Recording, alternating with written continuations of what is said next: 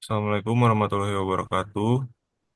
Sebelumnya perkenalkan, kami dari kelompok 9 yang berisikan saya sendiri, Sada Muhammad Zibran, dan Raihan Yasin Sebastian. Di sini kami akan memaparkan tugas besar dari K3, yaitu dengan judul Antisipasi dan Implementasi Kesehatan dan Keselamatan Kerja dalam Proses Pengisian Gas pada PT Wirabangsa. Oke, untuk selanjutnya, di sini eh, PT Wirabangun Sarana itu merupakan sebuah perusahaan yang berada dalam naungan Kasam Group. Nah, perusahaan ini juga bergerak sebagai penyediaan stasiun pengisian bahan bakar LPG atau SPPBE, khususnya untuk tabung yang berukuran 3 kilo. Nah, perusahaan ini juga menyediakan seperti fasilitas pengisian tabung gas LPG, lalu ada eh, penyortiran juga, dan layanan ini itu bertujuan untuk memenuhi kebutuhan masyarakat. Bisa di next.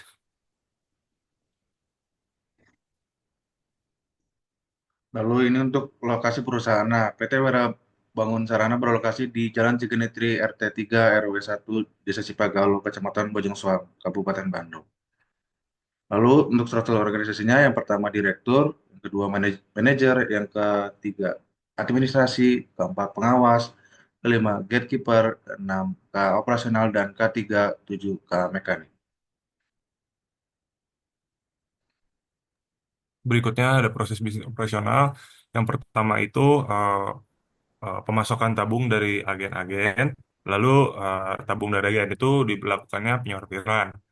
Untuk dilakukannya quality control. Nah, bila mana quality controlnya tidak termasuk ke dalam persyaratan, yaitu tempat tabung yang kusam diletakkan di eh, sesuai kicanya. Dan untuk jika kicanya berhasil, lalu tahap selanjutnya yaitu memasukkan tabung LPG kepada konveyor. Nah, untuk selanjutnya yaitu proses pengisian gas LPG. Nah, untuk selanjutnya juga ada proses pengambilan sampling dari pengisian gas LPG, apakah itu mengalami kebocoran. Nah, dan jika mengalami kebocoran, eh, tabung gas disimpan di tempat tabung yang bocor. Nah, untuk semisal eh, tabung tidak bocor, tahap selanjutnya yaitu proses pemasangan valve pada tabung. Nah, untuk selanjutnya ada proses inspeksi, dan selanjutnya juga ada penyerahan tabung kepada agen. Di next. Nah, untuk selanjutnya ada di tinjauan pustaka. Teori-teori ini memberikan kerangka kerja untuk memahami dan mengimplementasikan praktik ketiga yang efektif. Yang pertama itu ada teori hierarki pengendalian biaya. Yang pertama itu ada eliminasi. Untuk proses eliminasi kali ini yaitu untuk memodifikasi desain untuk menghilangkan bahaya yang timbul. Dan kedua ada sisi substitusi, ada di penggantian bahan kurang berbahaya atau mengurangi energi sistem. Untuk selanjutnya juga ada kontrol teknik atau perancangan. Nah, untuk ini itu yaitu merancang ulang peralatan atau proses untuk mengurangi paparan terhadap bahaya. Lalu yang selanjutnya ada kontrol administratif. Nah, untuk bagian ini yaitu mengubah cara kerja atau memberikan pelatihan untuk mengurangi resiko kecelakaan. Untuk yang terakhir yaitu ada APD, alat pelindung diri, seperti kacamata safety, pelindungan pendengaran, pelindungan wajah, respirator, dan sarung tangan. Lalu yang kedua ada teori domino Henrik. Teori ini memberitahukan bahwa kecelakaan kerja terjadi akibat rangkaian peristiwa yang saling berkaitan. Lima faktor dalam teori ini adalah yang pertama adalah social, environmental, and chemistry, yaitu warisan lingkungan sosial. Urutan pertama domino ada di seputar kepribadian dari pekerja, faktor keturunan, dan lingkungan sosial yang mempengaruhi perilaku individu. Yang kedua adalah kesalahan manusia, fault of person.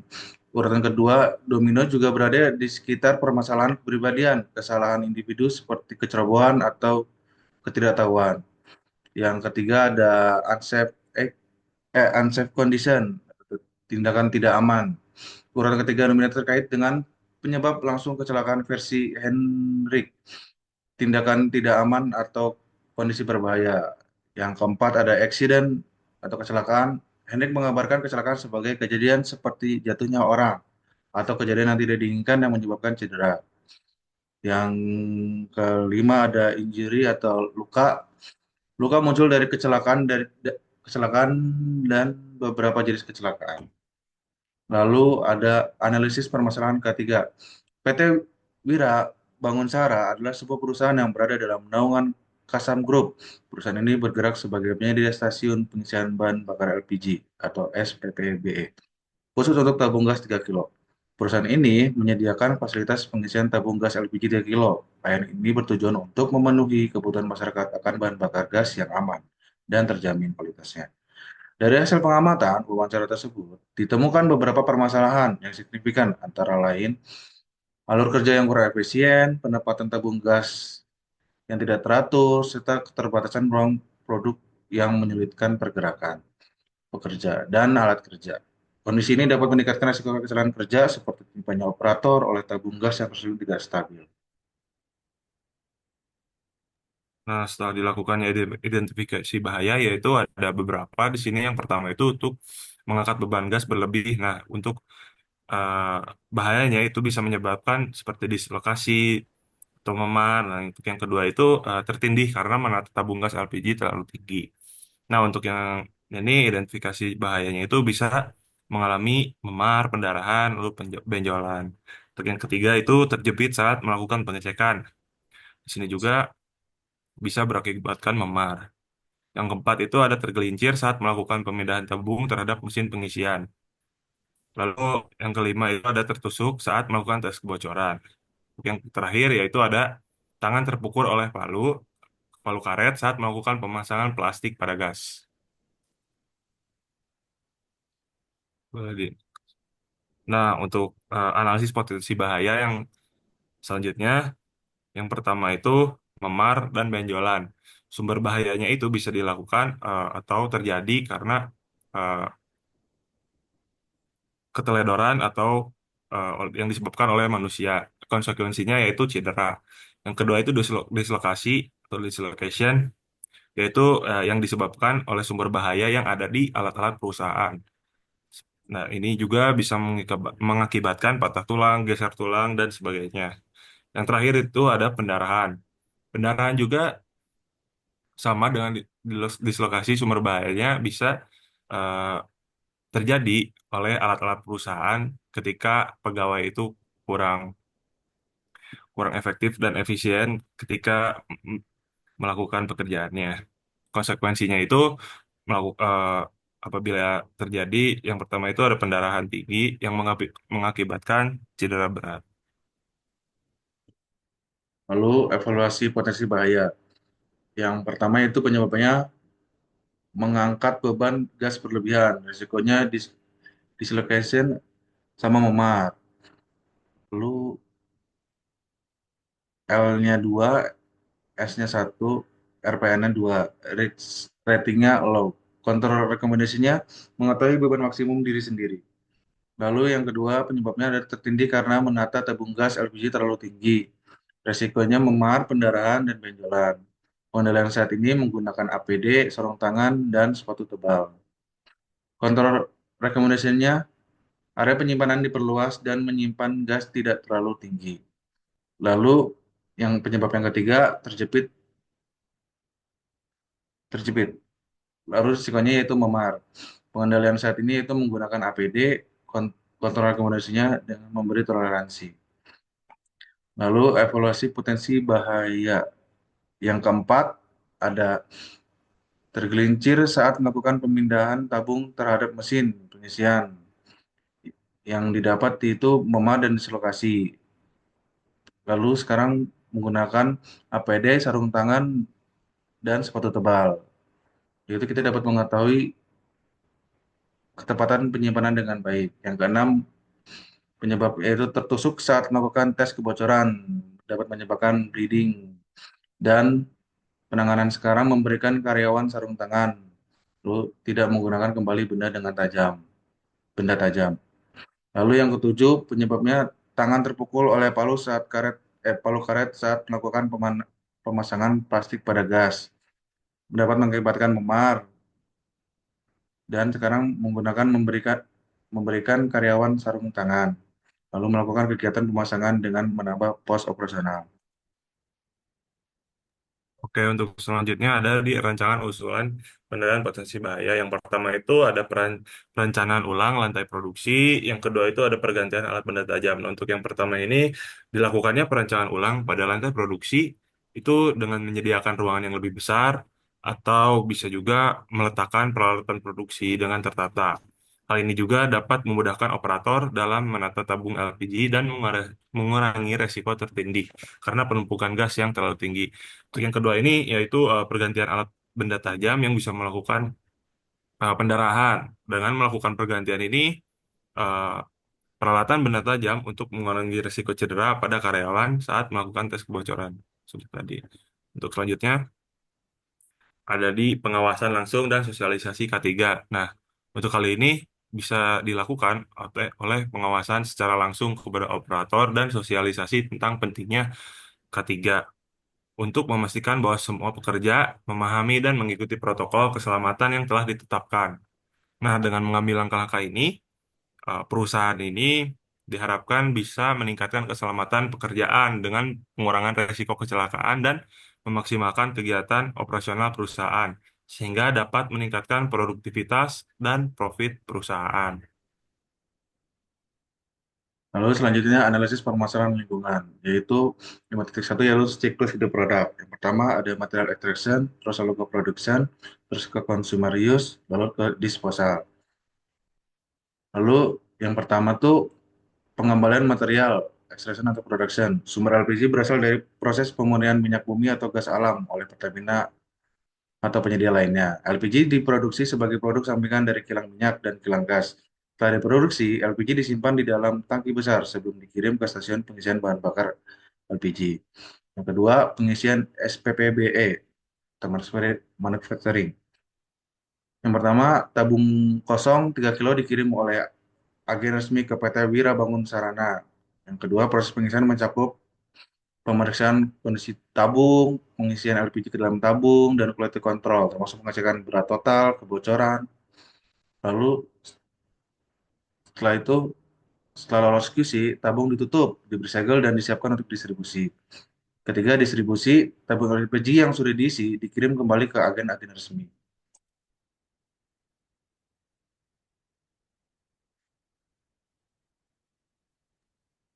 Oke, untuk selanjutnya yaitu analisis permasalahan lingkungan. Yang keempat itu selanjutnya penggunaan oleh konsumen. Nah, penggunaan oleh konsumen ini yaitu konsumen bisa menggunakan LPG untuk keperluan memasak atau usaha. Dan setelah habis, tabung kosong dikembalikan ke agen, lalu proses ini berulang dalam sistem sirkulasi tabung. Dan yang terakhir itu ada akhir masa pakai atau disposal atau recycle. Tabung yang rusak, aus, atau melewati masa layak pakai akan ditarik dari peredaran. Lalu yang kedua bisa juga diperbaiki bila memungkinkan. Lalu yang terakhir itu didaur ulang sebagai besi tua. Nah, untuk LPG ini, LPG sisa ini dalam tabung bekas akan diolah kembali agar bisa lebih aman kembali. Lalu yang selanjutnya ada identifikasi limbah. Nah, bagian ini berisi tentang limbah. Apa sih itu limbah? Seperti baik limbah padat, cair maupun gas yang dihasilkan dari setiap tahapan siklus hidup produk. Yang pertama itu ada pengembalian material atau extraction and production. Prosesnya itu bisa melewati eksplorasi dan ekstraksi gas alam atau minyak bumi.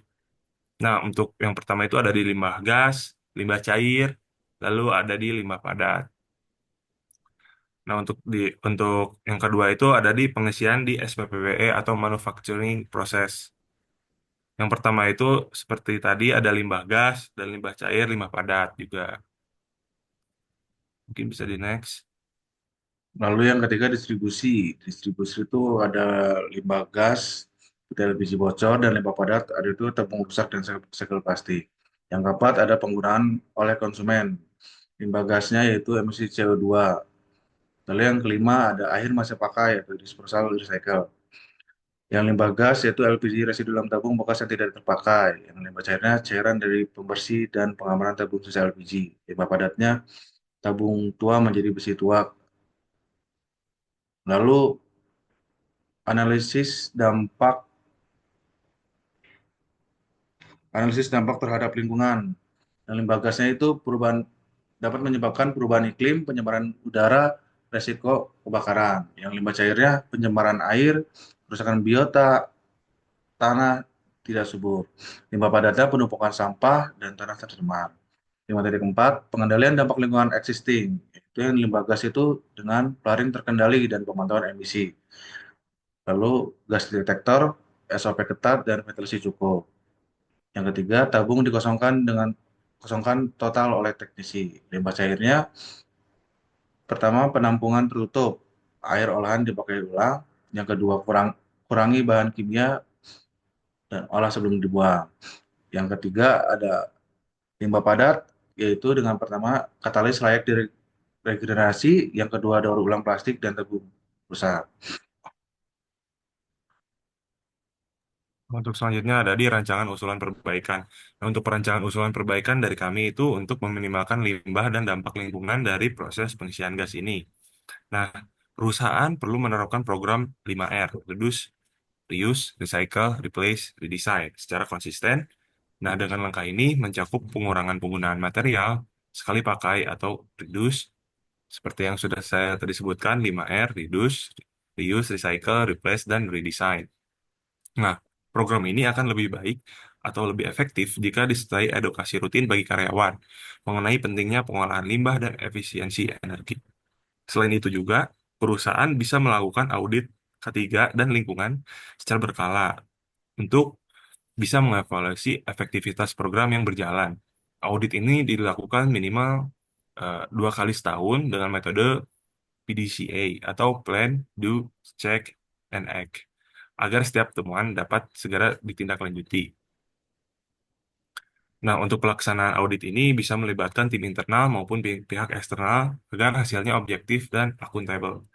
Dengan penerapan 5R ini dan pengawasan berkelanjutan melalui audit, diharapkan proses kerja menjadi lebih aman, efisien, dan ramah lingkungan. Nah, selain audit internal, perusahaan juga harus disarankan menjalin kerjasama dengan pihak eksternal atau lembaga independen untuk melakukan audit secara objektif dan sebagai bentuk komitmen terhadap transparansi serta tanggung jawab sosial perusahaan terhadap lingkungan. So, di next. Nah, untuk selanjutnya kesimpulan dasar. Nah, kesimpulan kali ini yaitu berdasarkan hasil analisis terhadap penerapan kesehatan dan keselamatan kerja atau K3 serta pengelolaan lingkungan di PT Wirabangun Sarana pada proses pengisian gas.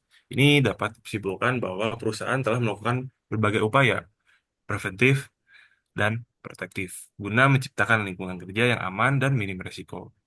Beberapa prosedur K3 telah dijalankan dengan cukup baik, seperti penggunaan APD, lalu pemasangan rambu keselamatan, serta pelatihan rutin bagi karyawan. Namun, masih terdapat beberapa celah dalam penerapan K3 dan pengolahan lingkungan, seperti pengolahan limbah residu, lalu ada keterbatasan fasilitas darurat, dan kurangnya dokumentasi evaluasi resiko. Nah, dari sisi lingkungan ini, sebuah potensi bahaya dari kebocoran gas dan limbah cair masih memerlukan penanganan yang lebih sistematis. Maka dari itu, penguatan sistem kontrol serta perbaikan berkelanjutan sangatlah penting agar dampak negatif ini terhadap lingkungan dapat diminimalkan. Lalu yaitu saran agar implementasi K3 dengan pengelolaan lingkungan lebih optimal, perusahaan disarankan untuk yang pertama melakukan audit K3 dan lingkungan secara rutin minimal 2 kali dalam setahun, guna memastikan kepatuhan terhadap standar dan peraturan yang berlaku. Kedua, menerapkan prinsip 5R, reduce, reuse, recycle, replace, redesign, untuk untuk minimalkan limbah dan meningkatkan efisiensi proses kerja. Yang ketiga, meningkatkan pelatihan karyawan secara berkala dengan fokus pada tanggap darurat, memahami risiko kerja, dan praktik kerja ramah lingkungan. Yang keempat, mengembangkan sistem dokumentasi dan evaluasi risiko yang lebih komprehensif agar potensi bahaya dapat diidentifikasi lebih awal dan segera ditindaklanjuti. Yang kelima, menambahkan fasilitas keselamatan tambahan seperti alat pendeteksi kebocoran, gas otomatis, dan penambahan titik APAR atau alat pemadam api ringan di area strategis. Dengan langkah-langkah tersebut, diharapkan proses pengisian gas LPG 3 kilo di PT Wirabangun Sarana dapat berjalan lebih aman, efisien, dan berwawasan lingkungan. Sekian dari kelompok kami. Assalamualaikum warahmatullahi wabarakatuh.